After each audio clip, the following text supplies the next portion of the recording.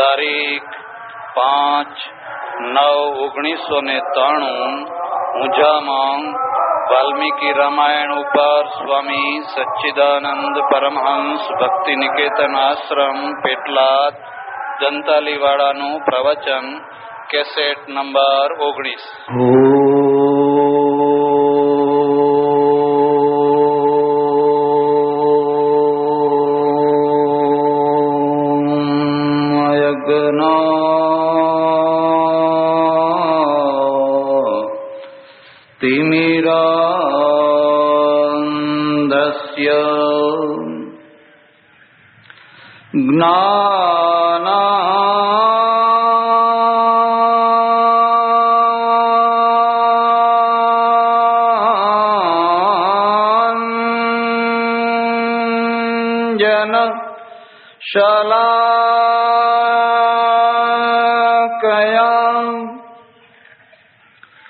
चक्षुरुन्मीलितं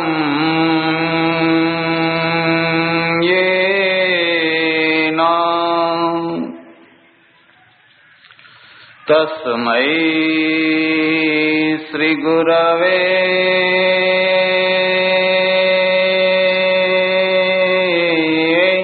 नमः।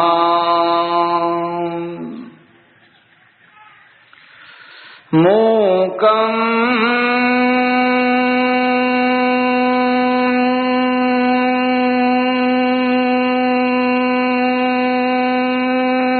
करोति वाचालं पंगुं लंघयते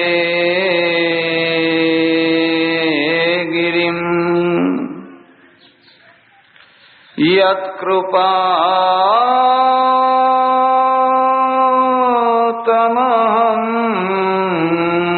वन्दे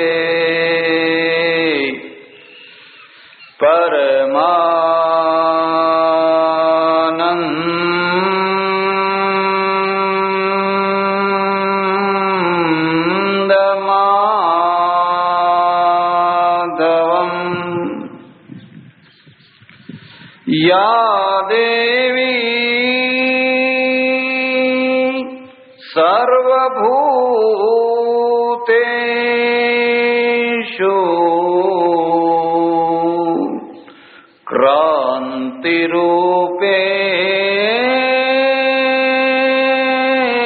क्रान्तिरूपेण संस्थिता, नमस्तस्यै नमस्तस्यै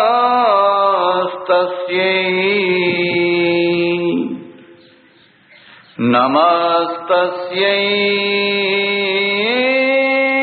नमो नमः। अम्बे मात की, उमिया मात की, सद्गुरु देव की। नमः पार्वती पते हर हर महादेव हर।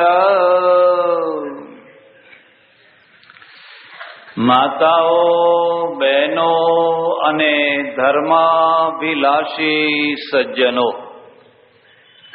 મહર્ષિ વાલ્મીકી વિરચિત રામાયણ મહાકાવ્યની કથાના પ્રસંગમાં મનુષ્યને સ્પર્શનારા જેટલા પ્રશ્નો, લગભગ બધા પ્રશ્નોની ચર્ચા ચાલી રહી।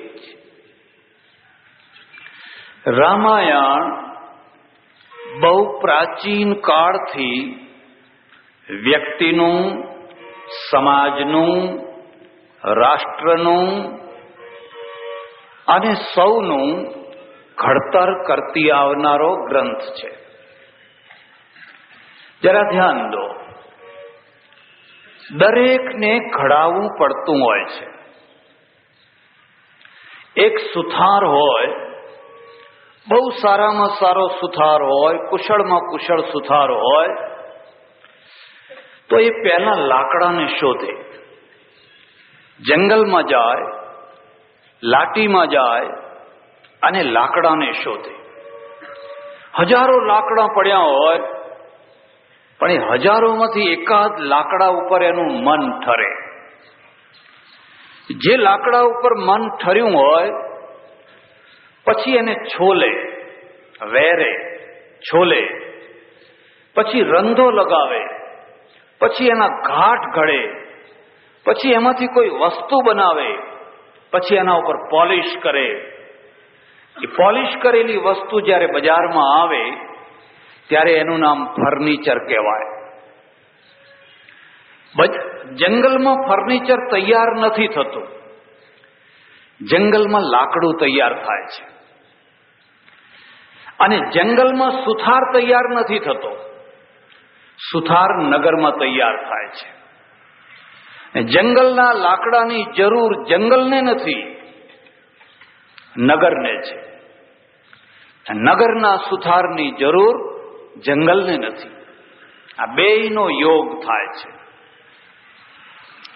જ્યારથી સૃષ્ટિ થઈ ત્યારથી બે પ્રકારના માર્ગો ચાલ્યા આવે છે.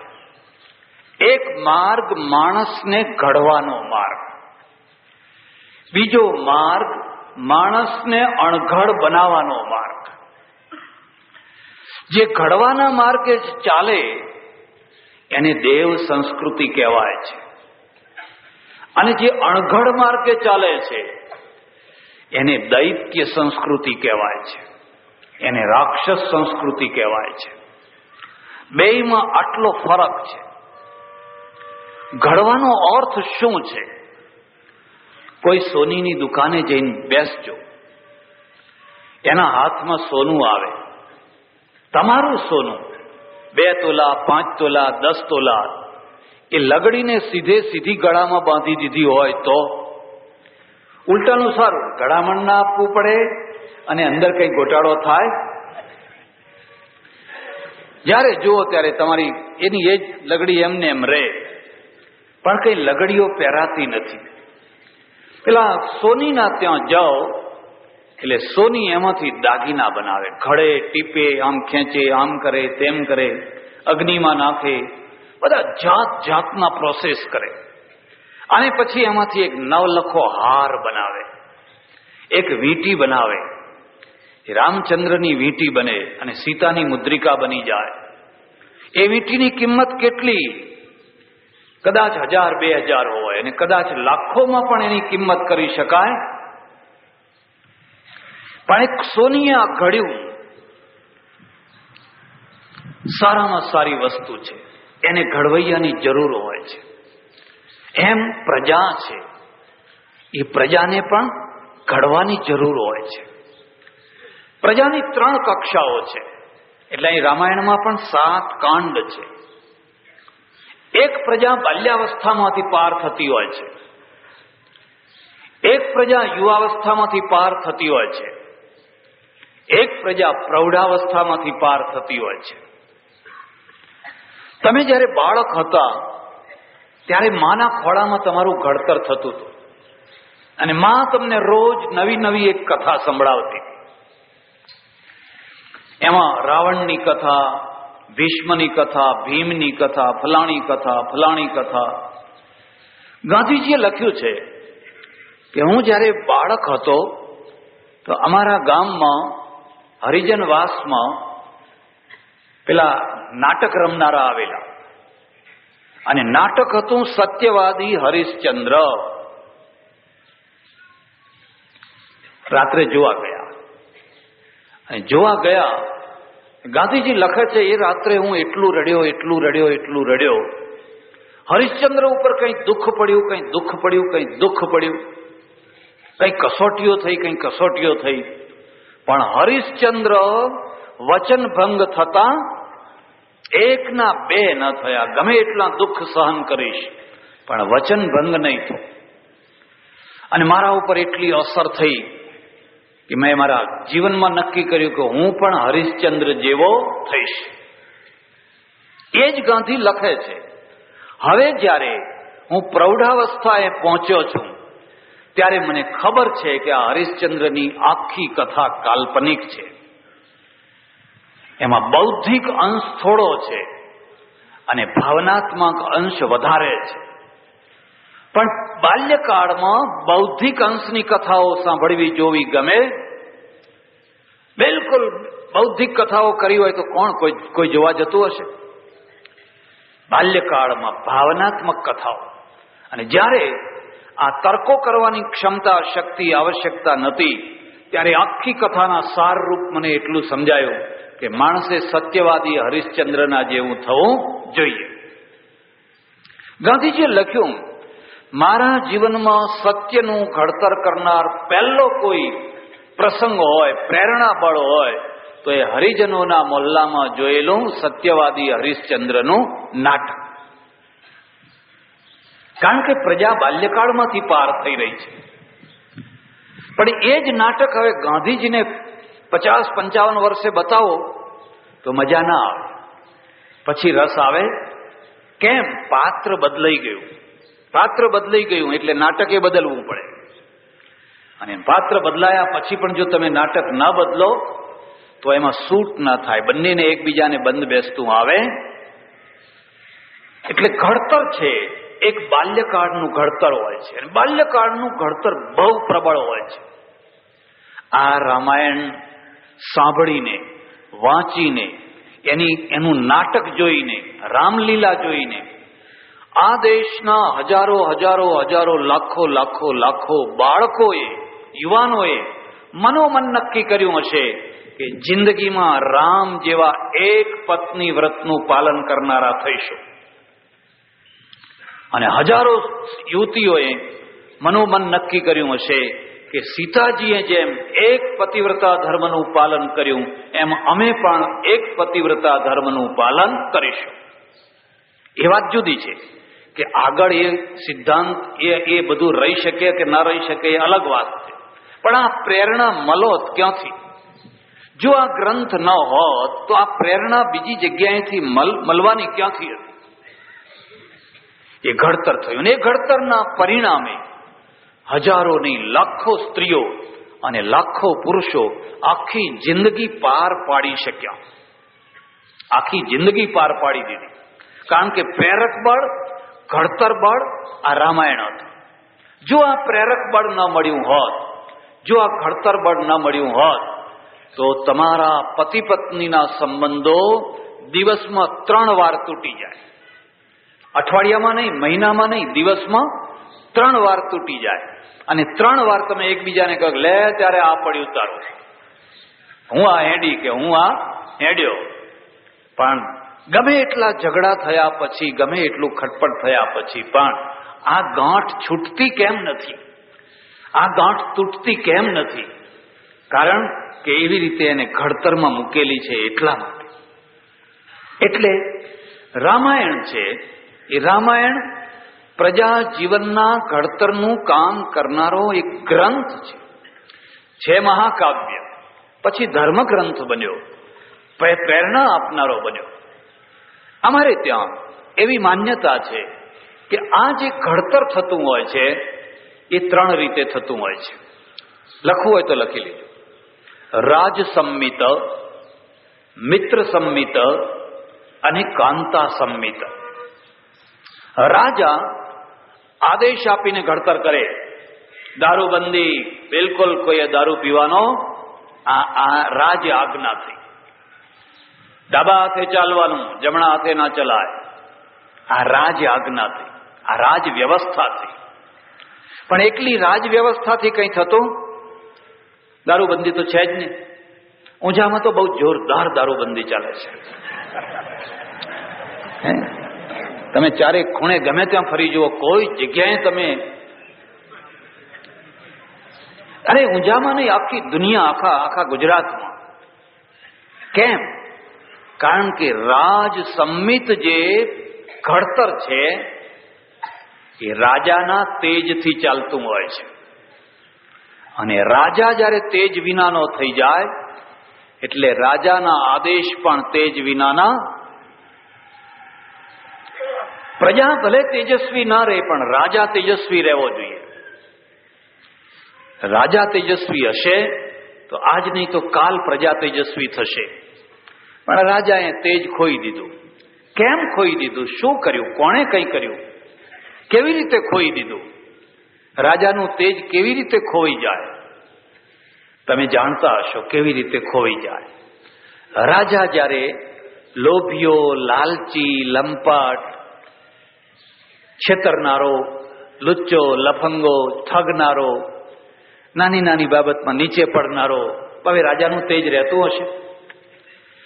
તો આ રામની કથા એમને એમ નથી લખાઈ. રામના ચહેરાના પાછળ એક તેજનું વર્તુળ છે.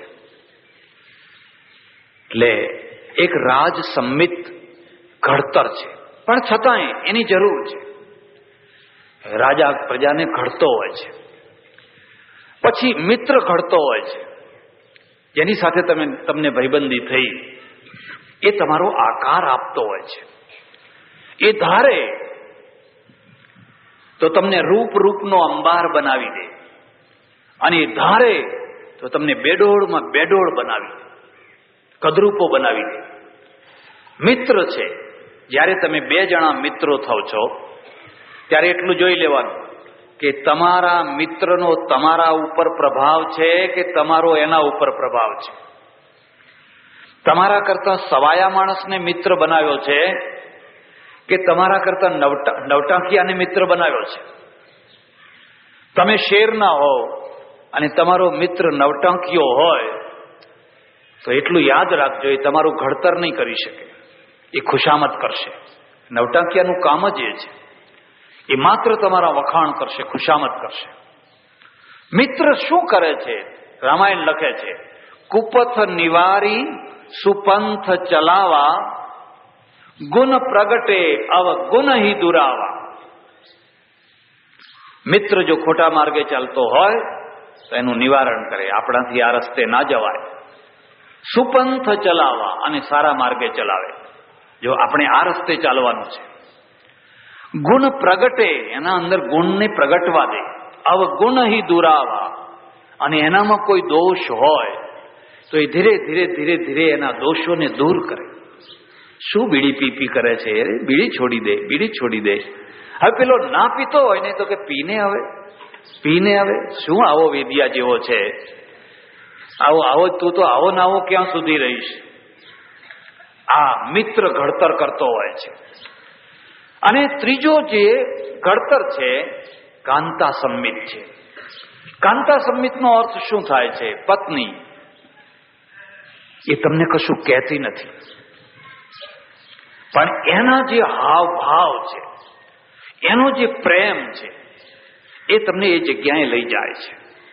તમારી પાસેથી એ કામ કરાવી લે છે. તમને એ કામ કરવાનું મન થાય છે.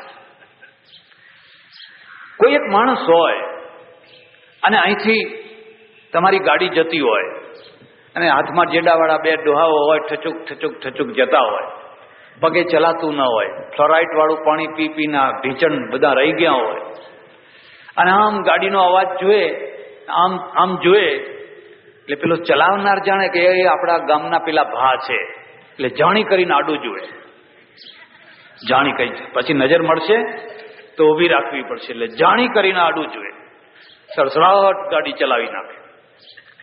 પણ એ જ રસ્તા ઉપર કોઈ નવયુવાન સ્ત્રી જતી હોય અને એને આમ તમારી ગાડી સામે જોયું પણ ન હોય, પણ તમને એમ થાય કે અરે રે બિચારી આ તાપમાં એકલી ક્યાં જતી હશે, અને તમે જઈ અને તરત જ એના આગળ ગાડી ઊભી રાખીને કે બેન બેસી જાઓ, ક્યાં જવું છે, બેસી જાઓ. કેમ ભાઈ, પેલા ડોહાન કેમ ના કહ્યું બેસી જાઓ? તમારા ગામનો હતો, એને કેમ ના કહ્યું? આને કેમ કહો છો? આને કાંત એટલે વાક છો. સ્ત્રીની વાણી એ મારી વિભૂતિ છે.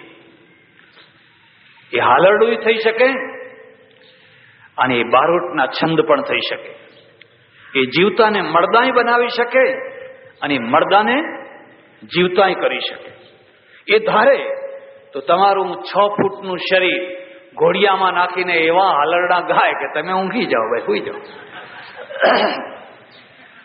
મીઠા હાલરડા એવા ગાય કે તમને 6 ફૂટના શરીર વાળાને બસ 2 વર્ષના બનાવી દે, 1.5 વર્ષના બાબલા જેવા બનાવી દે. હલો લોલો હાલ હાલ, જરાક આમ ઊંચા થક સુઈ જાઓ સુઈ જાઓ સુઈ જાઓ તો સુઈ જાય. એની એ સ્ત્રી મરદા જેવા માણસો હોય, એ મરદા જેવા માણસોને બેઠા કરે, ઊભા કરે. એનામાં એ શક્તિ છે, એ ધારે જ એ કરી શકે. કોઈ વાર ફ્રાન્સ જાઓ, પેરિસમાં એક બહુ સુંદર સ્ટેચ્યુ છે, સોનાનું બનાવેલું, જોન ઓફ આર્ક. તમે નામ સાંભળ્યું હશે.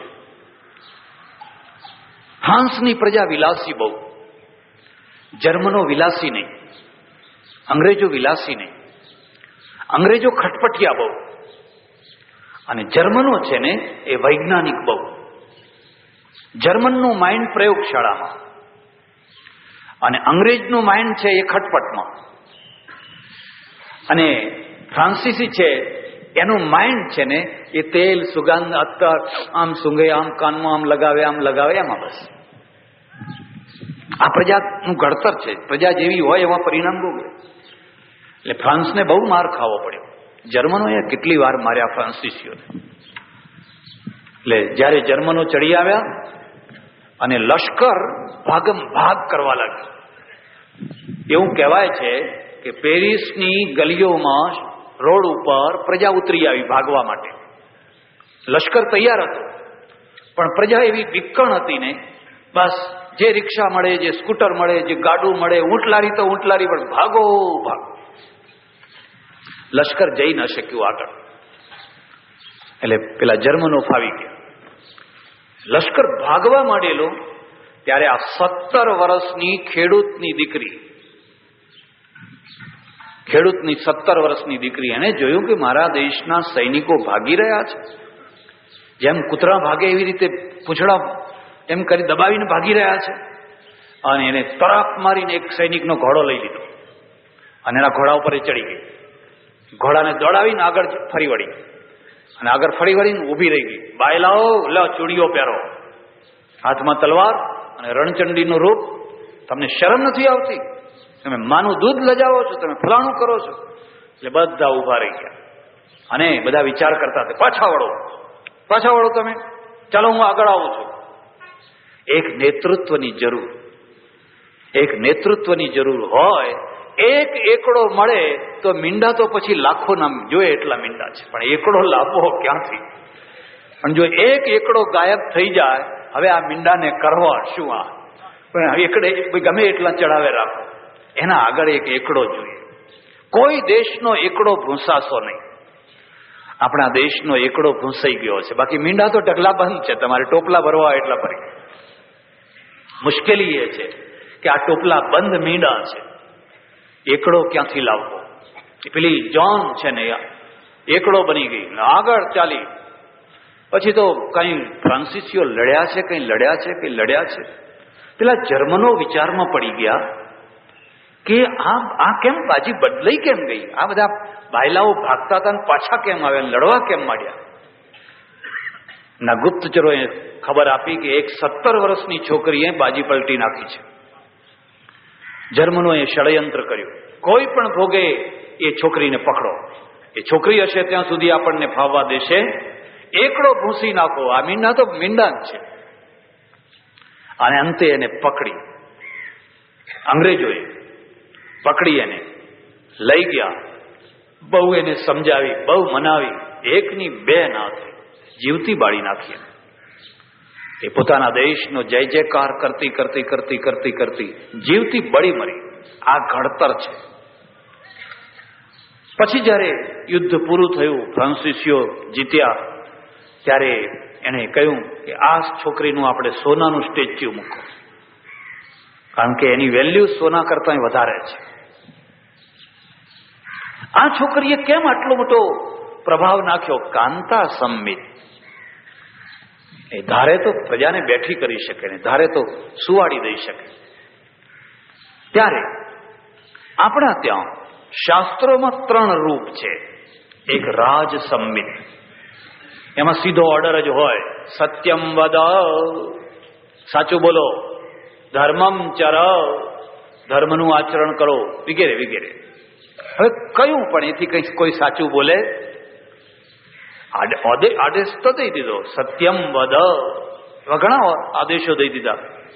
હવે આદેશોને જીવનમાં લાવવા કેવી રીતે? એક બીજી વાત યાદ રાખજો, જીવનમાં જે દુષ્કર કાર્ય કરવાની ક્ષમતા આવે છે ને, ભાવનાના દ્વારા આવતી હોય છે. ભગતસિંહ જે ટક્યો ને, ભાવનાના દ્વારા ટક્યો. જો એનામાં રાષ્ટ્રીય ભાવના ન હોત તો માફી માગી લો, એડો ને આમાં શું આપણે પછી છૂટા જ થવું છે ને, તો ભગતસિંહ છૂટો થઈ ગયો. પણ એ ટક્યો એ ભાવનાના કારણે ટક્યો. એમ 3 કક્ષાના આદેશો ઘડતરો હોય છે. એકે કહી દીધું, સત્યમ વદ, ધર્મમ ચર, અતિથિ દેવો ભવ. કોઈ અતિથિ આવે એને દેવ માનીને એને જમાડો, આ તો કહી દીધું. પણ પાળે કોણ, કેવી રીતે પાળે? એટલે પછી એની ભાવના ઊભી કરવા માટે આખ્યાનો મૂકવામાં આવે, આખ્યાયિકાઓ. આખ્યાયિકાઓ ઐતિહાસિક હોય એવું નહીં માની લેવાનું, એના અક્ષરે અક્ષર સાચા હોય એવું નહીં માની લેવાનું. પણ એમાંથી એક શક્તિ ઊભી થાય, શેઠ સગાડસા, ખરું ને? બસ નિયમ લીધો, સાધુને જમાડીને જમશું, સાધુને જમાડ્યા વિના નહીં જમીએ. બસ આ એક નિયમ લઈ લીધો. એક નિયમ તમને જે સાદામાં સાદો લાગે એ લો, બીજું કશું ન સૂજે તો કીડિયા નગરા પૂરશું, તુલસીને પાણી પાશું, એક ઝાડને પાણી પાશું. અમારે ત્યાં કેટલાય સાંજે 8-10 યુવાનો આવે છે, રોજ નિયમથી બધા ઝાડોને પાણી પાય છે, એટલી સરસ સેવા કરે છે. એક નિયમ લઈ લો અને પછી તમે જુઓ. અને નિયમ એટલે નિયમો, જેણે રાખી ટેક એને મળ્યા અનેક. એવું કહેવાય છે કે આ ઊંઝા જેવું ગામ નદીના કિનારે વસેલું, સરસ્વતી જેવી નદી, અને નદીના સામા કિનારે એક માતાની ડેરી, એક પટેલ છે ને, રોજ સાંજ પડે ને આટલું ઘી ને એક દિવેટ લઈ અને ત્યાં દીવો કરવા જાય. નદી ઉતરીને, એટલે બહુ પાણી નહીં, પગે ચાલીને જાય, દીવો કરે, હાથ જોડે, પ્રાર્થના કરે, 5 મિનિટ બેસીને આવતો રહે. હવે એ જ ગામમાં એક બીજો એવો માણસ કે એ પણ એની પાછળ પાછળ સંતાતો જાય, અને પેલો જ્યાં દીવો કરીને પાછો વળે એટલે ફૂંક મારીને ઓલવી નાખે. બસ એનું કામ ફૂંક મારીને ઓલવી નાખવાનું. કેટલાક લોકો દીવા કરવા જન્મ્યા હોય છે અને કેટલાક લોકો દીવા ઓલવવા જન્મ્યા હોય છે. અને અમારા એક મહાત્મા હતા, અભણ મહાત્મા હતા, બહુ સારા હતા, પણ એ મને કહેતા કે જે દીવા કરે એના દીવા થાય અને જે દીવા ઓલવે એના દીવા ના થાય. હવે બધું એવું ઘણા ટાઈમ સુધી આ બેયનું કામ ચાલે. પેલો દીવો કરે, પેલો ઓલવી નાખે. એના ગયા પછી એકવાર વરસાદ પડ્યો, નદી 2 કાંઠે ભરપૂર આવેલી, પેલો દીવો અને છાલીઓ ને બધું લઈને આવ્યો અને આ નદીનું પાણી જોયું, એની હિંમત ના ચાલી. માતાને કહ્યું, જય મારી માડી, અહીંથી જ માની લેજે એમ. ઘેર પાછો વળી ગયો. પેલો જે ઓલવનારો છે ને એ નદીમાં પડ્યો, એમ કે પડ્યો, પેલા કિનારે નીકળ્યો અને જઈને પેલા ડેરીમાં જઈને જુએ તો દીવો બીવો કઈ, અને એને ફાળ પડી ગઈ, આજ દીવો કરવા ના આવે, બાકી આજે મારે તો ઓલવવો જ તો. એમ માતા પ્રગટ થઈ, બોલ બેટા માગ, તારે જે જુએ એ હું તને આપવા તૈયાર છું, માગ. અરે અરે માં, મને? મેં તો તમારા દીવા ઓલવ્યા છે. તો તમે ભૂલી ગયા, તમારે વરદાન આપવું હોય તો પેલાને આપો જેને દીવા કર્યા. પણ કે ના, તે ટેક રાખી, પેલાએ ટેક તોડી, અને હું ટેકના દીવાને માનું છું, પેલા દીવાને માનતી. ટેકના દીવો કોઈ દીવો નથી, એટલે હું આ ટેકના દીવાને માનું છું. વિસનગરમાં એક સજ્જને મને પૂછેલું, મહારાજ અમે રાત્રે આખ્યાન જોવા ગયા, સગાળસા શેઠનું આખ્યાન, મને તો જરાય ના ગમ્યું. એમ કે આટલો ભગવાન ક્રૂર હોય, આટલી હદ સુધી તો કસાઈ પણ ક્રૂર ન હોય. અને નિયમ લીધો અને પછી 7 દિવસની એલી થઈ, કોઈ સાધુ જ ના મળ્યા. પેલા શેઠ ના ખાય, શેઠ ના ખાય એટલે શેઠાણી ના ખાય, અને શેઠાણી ના ખાય એટલે પેલો છોકરોય ના ખાય, કેલૈયોય ના ખાય. અને 7 દિવસના ઉપવાસ થયા. પેલો શેઠ રોજ નીકળે પણ કોઈ સાધુ ના મળે. પછી 7મા દિવસે એક સાધુ મળ્યા, અઘોરી બાવા, માખીઓ માખીઓ બણબણ બણબણ બણબણ, આમ રક્તપિત્ત ને એવું બધું. એને કહ્યું, બાપુ મારે ઘેર જમવા આવશો? તો કે આવીએ, તો અમારું મન ભાવે એવું ભોજન જમાડો તો આવીએ. કે તમે જે કહેશો એ જમાડીશ, અમે પગે ચાલીને નહીં આવીએ, અમને તો ઉપાડીને લઈ જવા પડશે. એટલે પેલી શેઠાણી છે ને, એ ટોપલો લઈને આવીને એ ટોપલામાં એને બેસાડ્યા. તે ઉપરથી બધું રકત પડે એટલે એના મોઢા ઉપર. કોઈ હોય તો ટોપલો ફેંકી દે, હું તમારો આ ધર્મ, હું આ નિયમ, મારે આ જોઈતો. આમ લુકતી જાય ને ઘેર લાવીને એમને બેસાડ્યા. રસોઈ બનાવી, દાળ ભાત લાડુ શાક બધું પીરસ્યું. નહીં, આ નહીં, અમે તો અઘોરી છીએ, અમારે તો માંસની રસોઈ જોઈએ. અને આ વાણીઓ ધર્મ સંકટ, સગાળસા શેઠ, હવે શું કરવું? આનું નામ ધર્મ સંકટ કહેવાય. ધર્મ આમ કહેતો હોય ને બીજો ધર્મ આમ કહેતો હોય. અને એને હિંમત કરી, કશો વાંધો નહીં, હું અત્યારે જઉં કસાઈ ખાટકી વાળે જઉં છું અને લઈ આવું છું. તમે ગાંધીજીનું જીવન ચરિત્ર વાંચજો. ગાંધીજી બિલકુલ નિર્વ્યસની, બિલકુલ નિર્વ્યસની. પણ મોહમ્મદ અલી જીન્ના ને જ્યારે મળવા માટે લંડનમાં બોલાવ્યા, એમના ઉતારે પોતાની જાતે જઈને વિસ્કી એમને પીવડાવે, પોતાની જાતે.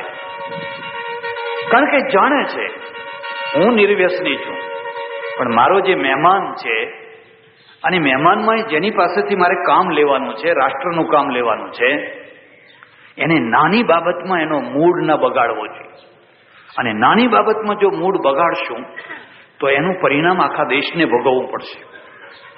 પ્રત્યેક માણસ મૂડી હોય છે, અને જો તમે મૂળ શાસ્ત્ર જાણી શકો તો કાર્ય સિદ્ધિ થઈ જાય. અને વગર મૂડે જઈને લોકોના આગળ માગણી કરો અને ઉભા રહો તો ઉલટા અપમાનિત થઈને પાછા આવો. એટલે ગયો તો ખરો, લીધું ખરું, પણ કોઈ વાત ફેલાવી દીધી, અરે તમે જોયું પેલો ભગત, પેલો બહુ મોટી ભક્તિ કરે છે ને, ખાટકી વાળે ગયો છે. શું કરો? વાણિયાનો દીકરો? હા. એ પેલા થાળીમાં લઈને ઢાંકીને આવે અને બધા 10-15 વાણિયા ફરી વળ્યા. ઉભા રે, આમાં શું છે? એમ કે બતાવ શું છે. કહો, આ આખ્યાન છે, આ ઘટના નથી, આખ્યાન છે.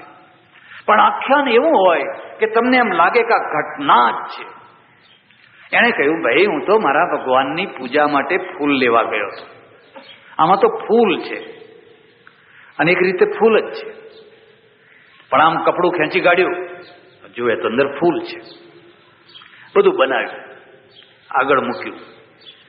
એટલે કે છે, ના, અમે આવું નથી ખાતા, અમે તો માણસનું માંસ ખાઈએ છીએ, આવું નથી ખાતા. હવે શું કરવું? અને એને કહ્યું, તારા દીકરાનું માંસ, બીજા કોઈનું નહીં. હવે આ ક્રૂરતાની હદ થઈ ગઈ નહીં. હવે છોકરો એકનો એક નિશાળે ભણવા ગયો છે. પેલો શેઠ એને બોલાવા જાય છે કે લૈયા, અને એનું માનસ તૈયાર કરે છે. જો બેટા, માનો કે આપણા ત્યાં ભગવાન આવ્યા હોય ને આમ હોય ને તારી જરૂર હોય તો તું તૈયાર? હા, મારા અહો ભાગ્ય. છોકરો ઘડાયેલો તૈયાર થાય છે.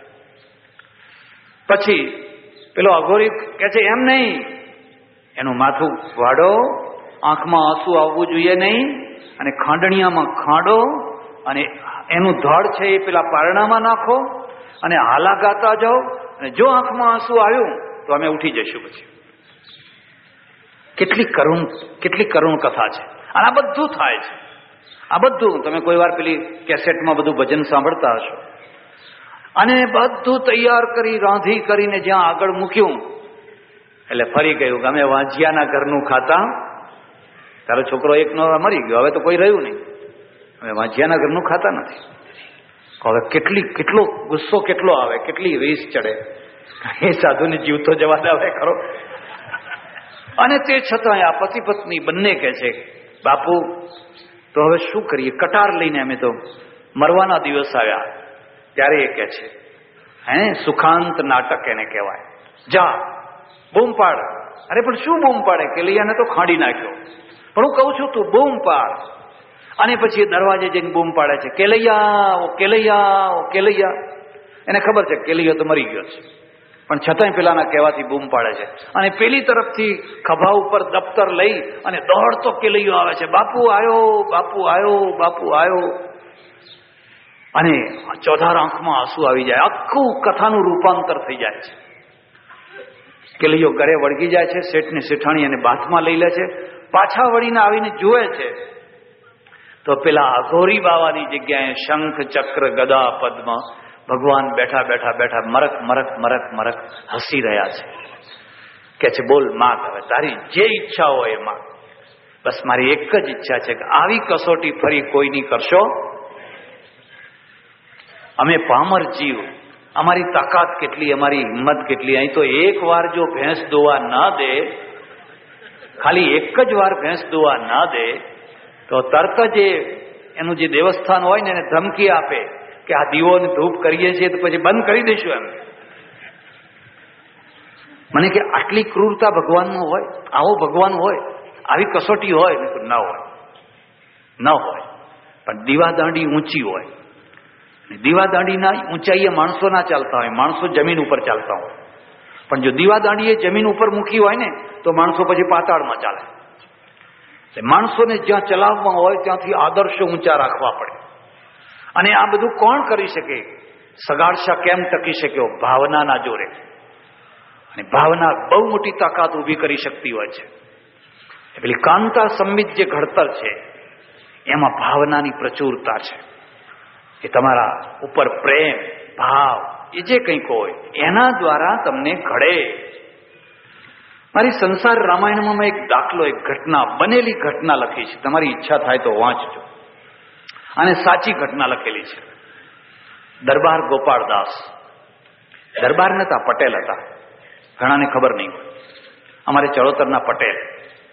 પણ સૌરાષ્ટ્રમાં એમને જાગીર મળેલી એટલે બધા દરબારોની સાથે એમનું નામ પણ દરબાર પડ્યું, દરબાર ગોપાળદાસ. અને કાઠિયાવાડમાં તો બધા દરબાર જ દરબાર, દરબાર જ દરબાર, દરબાર જ દરબાર. એટલે બહુ સારો માણસ, રાષ્ટ્રીય ચળવળમાં ભાગ લીધેલો, કેટલું મોટા એમને કામ કરેલું. હવે એમના લગ્ન થયા ભક્તિબા સાથે.